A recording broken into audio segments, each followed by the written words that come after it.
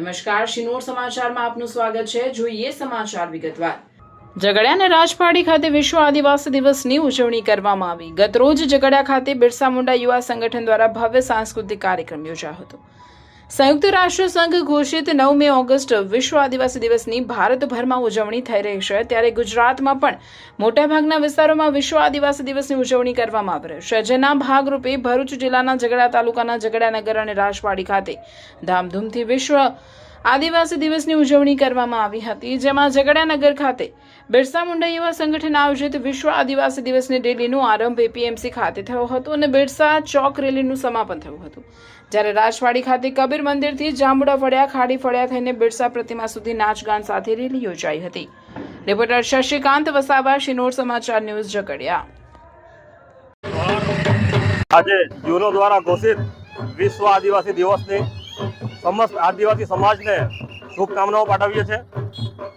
વર્ષોથી જેમને આ પૃથ્વી પર પર્યાવરણને સાચવી રાખ્યું છે, આજે સમગ્ર વિશ્વએ નોંધ લીધી અને વિશ્વએ સ્વીકાર્યું કે જો પૃથ્વીને બચાવી હશે, પૃથ્વી પરના લોકોને બચાવવા હશે, તો આદિવાસીની જે જીવનશૈલી છે એને મહત્વ આપવું પડશે।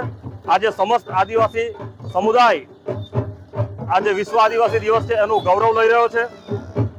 વિશ્વના આદિવાસીઓને એમના વિશિષ્ટ અધિકારો પ્રાપ્ત થાય, સંવિધાનિક અધિકારો મળે અને અમારો જે સમાજ છે એ શિક્ષણમાં આગળ વધે અને વિશ્વમાં આંખોથી આંખો મિલાવીને, ખભેથી ખભા મિલાવીને આગળ વધે, એ જ પ્રાર્થના સાથે અમે સમસ્ત આદિવાસી સમાજને આજે 9 ઓગસ્ટ વિશ્વ આદિવાસી દિવસની શુભકામનાઓ પાઠવીએ છીએ। જય જોહાર, જય આદિવાસી।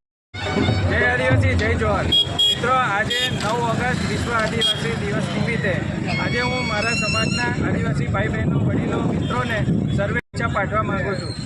આદિવાસી સંસ્કૃતિ ફક્ત આદિવાસીઓ પૂરતી નથી અને આ જે પ્રકૃતિ છે એ ફક્ત આદિવાસી પૂરતી નથી।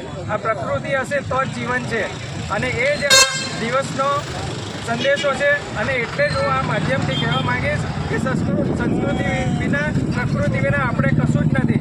તો આપણે સૌએ તેના જતન કરવા માટે ચિંતન કરવું, એ જ મારો આજનો સંદેશો છે। આપ સૌને આહ્વાન કરવા માંગીશ કે આપ સૌ પણ આ ઉજવણીના ભાગરૂપે પ્રકૃતિનું રક્ષણ કઈ રીતે કરી શકીએ, આપણી સંસ્કૃતિનું રક્ષણ કઈ રીતે કરી શકીએ તે વિશે મનોમંથન કરીએ। જય આદિવાસી, જય જોહાર।